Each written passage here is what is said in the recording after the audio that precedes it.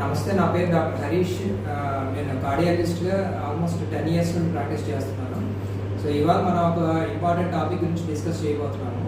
ఇది పర్టికులర్గా ఏంటి అంటే డయాబెటీస్, దానివల్ల గుండెకి సంబంధించిన వ్యాధులు ఎట్లా ఏ విధంగా మనం ఎదురు ఫేస్ చేయాలి అనేది. సో డయాబెటీస్ అనేది ఇండియా మొత్తంలో ఆల్మోస్ట్ మోస్ట్ ఇంపార్టెంట్ డిసీజ్గా కనపడుతుంది.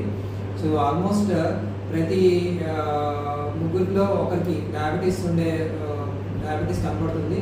సో ఇది పర్టికులర్గా ఎందుకు ఇంపార్టెంట్ అని అంటే డయాబెటీస్ వల్ల అన్నిటికన్నా ముఖ్యంగా గుండె జబ్బులు, తర్వాత వాస్కులర్ డిసీజెస్ అనేవి చాలా కామన్గా కనపడుతూ ఉంటాయి. సో షుగర్ వ్యాధి కానీ డయాబెటీస్ ఉన్నప్పుడు మనం 3 విధాలుగా మనం దీన్ని ట్యాకిల్ చేయాల్సి ఉంటుంది.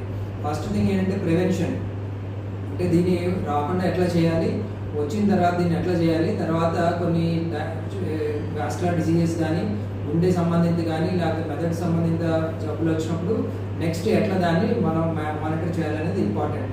సో ఫస్ట్ ఇంపార్టెంట్ ప్రివెన్షన్కి సంబంధించి, అంటే రాకుండా ఏ విధమైన జాగ్రత్తలు తీసుకోవాలంటే ఫస్ట్ అన్నిటికన్నా ఇంపార్టెంట్ ఏంటంటే యాక్టివ్ లైఫ్ స్టైల్.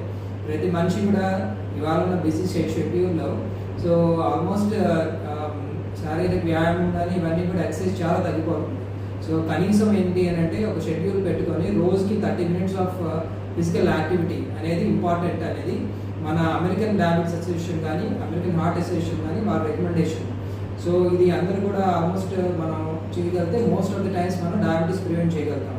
రెండోది ఏంటంటే మనం తీసుకునే ఫుడ్ కూడా more of fruits and vegetables, ఎక్కువ ఫ్రెష్ ఫ్రూట్స్ అండ్ వెజిటబుల్స్ తీసుకుంటూ సో సాధ్యమైనంత మటుకు మనం ఆయిలీ కంటెంట్ కానీ ఫ్యాటీ ఫుడ్ తగ్గించడం అనేది ఇంపార్టెంట్ ఇష్యూ.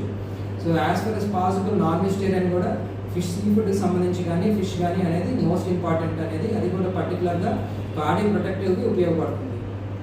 సో అన్నిటికన్నా మోస్ట్ ఇంపార్టెంట్ ఇంకో సెకండ్ ఆస్పెక్ట్, సో స్మోకింగ్ అలవాటు ఉన్న వారు ఖచ్చితంగా దాన్ని వదిలేసేయాలి.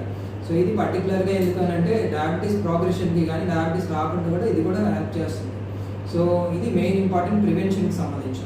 సో చాలామందికి వన్స్ డయాబెటీస్ వచ్చిన తర్వాత మనం ఏ విధంగా జాగ్రత్తలు తీసుకోవాలంటే రెగ్యులర్గా డయాబెటీస్ మానిటర్ చేసుకోవడం. సో దానికి సంబంధించి ఏంటంటే రెగ్యులర్గా మనం ఏంటి అంటే సో ఒకటి డయాబెటీస్ టెస్టింగ్ అనేది రెగ్యులర్గా చేయించుకోవాలి పీరియాడికల్గా, at least once monthly and at least 3 monthly ఒకసారి HbA1c టెస్ట్ చేయించుకోవడం అనేది ఇంపార్టెంట్. అట్లీస్ట్ 1 yearకి ఒకసారి అయినా మనం లిపిడ్ లెవెల్స్ అనేవి అసెస్ చేసుకోవాలి. అండ్ రెగ్యులర్గా cardiac at least yearly once cardiac assessment అనేది చాలా ఇంపార్టెంట్. సో దీనికి వేరియస్ డ్రగ్స్ అనేవి వచ్చినాయి డయాబెటీస్ సంబంధించినవి. ఇప్పుడు పర్టికులర్గా ఇప్పుడు కార్డియో ప్రొటెక్టివ్ డయాబెటిక్ మెడిసిన్స్ అనేవి SGLT2 ఇన్హిబిటర్స్ కానీ లేకపోతే ఇంకా కొత్తగా వచ్చే మెడిసిన్స్ అన్నీ కూడా మనకి GLP-1 అగనిస్ట్ కానీ బాగా ఉపయోగపడతాయి. సో వీటి